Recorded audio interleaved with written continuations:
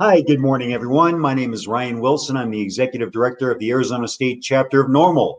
And this morning we have Mike Robinette from Southern Arizona NORML. Hi, Mike. How you doing, Ryan? Nice to see you and John this morning.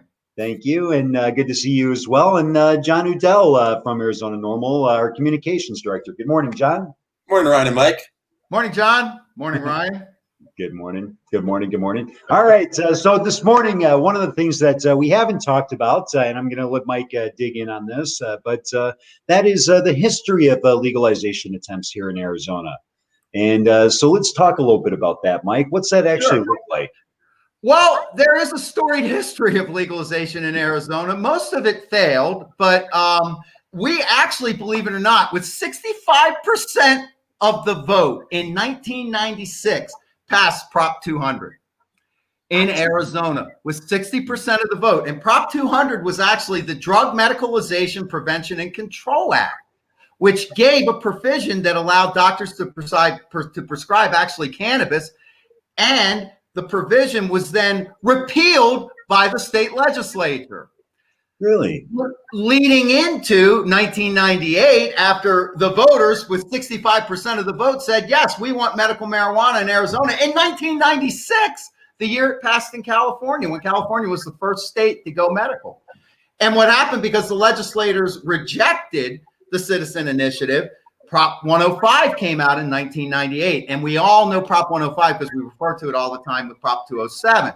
Prop 105 was the Voter Protection Act, which the voters, the citizens that said, we don't want legislators to override initiatives. And what that did, that actually the Voter Protection Act repealed or prohibited the legislature from doing that kind of thing. And that's the year, 1998, with Prop 105, that we actually have the 3/4 supermajority vote in both houses to move something forward with respect to a citizen initiative. And it has to, the language that came out of that as well is it has to be something that furthers the act or furthers the intention of any initiative that the legislature wants to attempt to amend. So that's when the Voter Protection Act came about in 98 in response to the legislature overriding Prop 200 in 96. In 98, then we came back again in Arizona and we tried to, the voters actually rejected the change in the provision allowing doctors to prescribe cannabis, but that went nowhere due to federal prohibition. Moving along 4 years, in 2002, we tried another medical initiative, and that was, believe it or not, Prop 203, which then Prop 203 came up again. What's interesting is when you wonder, well, why are these all citizen initiatives all have a 200? And if you see a local initiative, like down here, there's a Pima Community College initiative, it's a 400. And so you have different number designations for different types of initiatives. But in 2002, we had a medical initiative, and that basically was a medical marijuana initiative, as well as it sought to decriminalize adult use. But sadly, it failed with 42.7% of the vote. Next, Prop 203 again comes back in 2010, but this time it's not the medical initiative to also decriminalize adult use. It's now what we know as AMA, or the Arizona Medical Marijuana Act. So in 2010, Prop 203, or AMA, actually squeaked by with 50.1% of the vote, and that created our medical marijuana program, which, as you know, historically has been under attack. If you look at Bill Montgomery's days as the Maricopa County attorney, you look at the Jones case with Sheila Polk, we've settled into the program, but it hasn't been without hiccups and bumps. In 2016, then came the latest attempt at actually legalizing adult use. That was Prop 205. We all remember it. It failed at 48.7% of the vote. But what's really important to know about in 16 with Prop 205 was the amount of funding that went into the opposition. And this will blow your mind. $1 million came in from the Arizona Chamber of Commerce in opposition to 205. $1 million from the owner of Discount Tire in Arizona. $500,000 from the Las Vegas magnate Sheldon Adelson. And then $500,000 also, and I know we've alluded to this in the past, from Insys, the fentanyl manufacturer based out of Scottsdale. So we had moneyed opposition in 16 that harmed the initiative. In fact, forensics indicate that forensic analysis indicate that moneyed opposition combined with the splintering of the cannabis community were actually two of the major reasons why in 16 Prop 205 failed. And that leads us into where we are today, where we are just 2 weeks away from passing adult use cannabis in Arizona. Oh, There yeah. you go. We might as well just give them a hand to passing Prop 20. Thank you for your enthusiasm, gentlemen. For passing Prop 207 in just 2 weeks. And that's where we are as of today. So a storied, almost 25-year history of attempting to get this done, resulting in success in 2010 with the Medical Marijuana Act, but now resulting in major success with adult use legalization coming in 2 weeks in the form of Prop 207. Yeah. So why do you think Prop 207, has such, widespread support compared to some of the other initiatives out there? So yeah, if I could take that one, I think Sure, John. I think a big reason why we're seeing all the success and the support for Prop 207 this time around, as opposed to the last go around in 2016, aside from, like Mike pointed out, all the moneyed opposition that was out there, is at this point, Arizonans have had 10 years to see the medical marijuana program be in effect. It's been quite a long time, almost twice as long as we had with the last go round. And I think Arizonans have seen that the medical program has been an overwhelming success.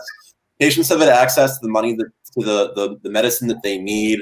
There's been none of the doom and gloom predictions of the prohibitionists came true last time around about these, increasing DUI rates and surging teen use. And these are just tropes that we've been hearing for really 50 years. But Arizona's at this point with a decade under their belts. No, they're not coming true. And I think Mike raised an interesting point. Arizona has a funny history when it comes to marijuana.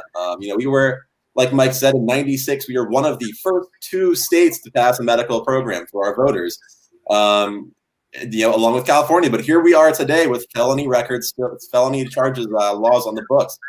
The only state left in America that has that. So we're very progressive on the one hand and very conservative on the other.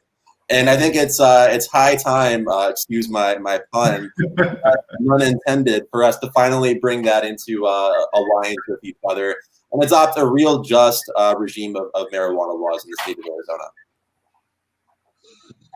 Yes, absolutely. So, we all know that this is something that has been going on for a long, long time here, and it's really exciting to me to see the progress that's been made. And I think it's the right time right now for Arizona. It's mature. It's not a fledgling industry anymore. It's something that can support the amount of people as well as the patients all at the same time. And in fact, with the patient rights stuff, there's a lot of different things that come out of this legalization effort besides just legalizing marijuana. And John, would you like to speak about a couple of those points, and I'll switch off to Mike as well? Sure. So you mentioned patient rights. That's a big point with Prop 207. Prop 207 leaves the medical marijuana program intact. And that provides, I think, a lot of peace of mind for people out there that have grow rights and possession rights that are different than the law. If you need the possession of extra marijuana, extra plants, etc., you still get to keep your rights. Other people get rights too. So that's one big thing I would say. Another is all of the funding, and we're going to be funding a lot of really important programs in Arizona if this passes. Not just from the excise tax that will go on recreational and recreational only marijuana, but also the large transfer of about $45 million from the medical marijuana fund. It's just being sitting and being unused for a long time. That medical marijuana fund money will go to fund things like the Arizona Teachers Academy. It'll go to fund things like mental health and suicide prevention programs. It'll go to funding nonprofits to help people with expungement. So we have that on the one hand, and we also have the excise taxes on the other that will go to other important purposes, like funding community colleges, which receive no funding from the state of Arizona. We'll go to funding infrastructure programs, which we've been hearing the folks in DC talking about for years. It seems every week is an infrastructure week, and we're finally going to repair all of our broken roads. And it never happens. And if the politicians in Washington are going to be sitting on their hands, Arizonans want to take matters into their own. So we'll get funding for infrastructure. We'll have funding for community colleges. We'll also have funding for public safety, like firefighters, for example. We saw all the terrible fires that have been going on throughout here that will probably only get worse. another very important program that will be funded. So medical patients get to keep their rights. We'll have a lot of funding for important programs that are being underserved right now by our legislature. Mm-hmm. Absolutely. Mike? Well, I think I want to also just address quickly, sometimes people go, why is NORML behind 207? And sometimes people will say, well, we don't like the business model. We don't like this. But I want to explain why NORML is behind 207 and why we've been behind 207 since it dropped in September of last year and why we gathered signatures for it, et cetera, et cetera. We are not an organization to reform business models, free market, capitalism, or anything. Our name says the lane in which we operate, the National Organization for the Reform of Marijuana Laws. And that's what our charge is, to legitimately reform marijuana laws. And Prop 207, from that perspective, as well as guaranteeing consumer rights and consumer protections, is the reason why we are 100% behind 207. Had 207, when the late Michael Weiser was at the table representing Arizona NORML, had the negotiations gone wrongly and grow rights would have been dropped out, we would have not been behind 207. Had there not been a fairness perspective relative to DUI and zero tolerance relative to Arizona, we would not have been backing 207. Had there not been the clause about the smell of raw or burnt marijuana being no longer a reasonable an excuse for a search, we would not be behind 207. So had paraphernalia not been legal, you might recall in 16 there was an issue with paraphernalia. All paraphernalia is legal in 207. Grow equipment, glass, whatever you want, it's all legal. Anything relative to paraphernalia. Had that been not in there, we would have not been supported. So the bottom line is there were certain clauses and criteria that absolutely had to be met from a consumer protection perspective, as well as the reform of marijuana laws. And really, NORML would not be behind it if those clauses were not met. And realistically, this is one of the biggest attempts at reforming marijuana laws. When you actually decriminalize and go to legalization, it's a huge reform in marijuana laws, particularly in Arizona, with how draconian and outdated and antiquated our laws are. So that's why we back 207. From our perspective and what we're charged to do, it's the right proposition for Arizona. That's right. And you're saying that, waiting 4 years and keeping the laws where they're at right now is not something that you guys support? Well, it's not something I support either. I support change, and change needs to happen now. Yeah, for all those reasons, and they were phenomenal reasons that you read off there, Mike, and I think it provides some good clarity too into, what this organization is really about. And it's about those consumer protection, aspects. It's about the patient rights. It's about, reforming marijuana laws. It's about fighting for you guys, Arizonans. Making sure that, we're not, stacking the prisons, with 12 to 15,000 arrests, each and every year. It's about making the world a better place, right? At least it's starting with Arizona. But seriously, I think that this is absolutely the right proposition for us to move forward with. Prop 207 gives those protections. It allows, for your grow rights. It allows for, a lot more protections above and beyond that. But either you guys have something to add, before we wrap up here? Not me, Ryan. I'll pass on that one as well. Well, thank you very much for your time. Yes, this morning is a nice, beautiful, sunny morning out here in Arizona. Once again, it's starting to cool off. And yes, going outside and having a nice big breath of fresh air is, that's not burning my lungs, is feeling great. And a bit of chill in the morning air now. So that's always nice and welcome at this time of year. Absolutely. Y'all have a wonderful day, and we'll talk to you tomorrow. Thanks so much. Have a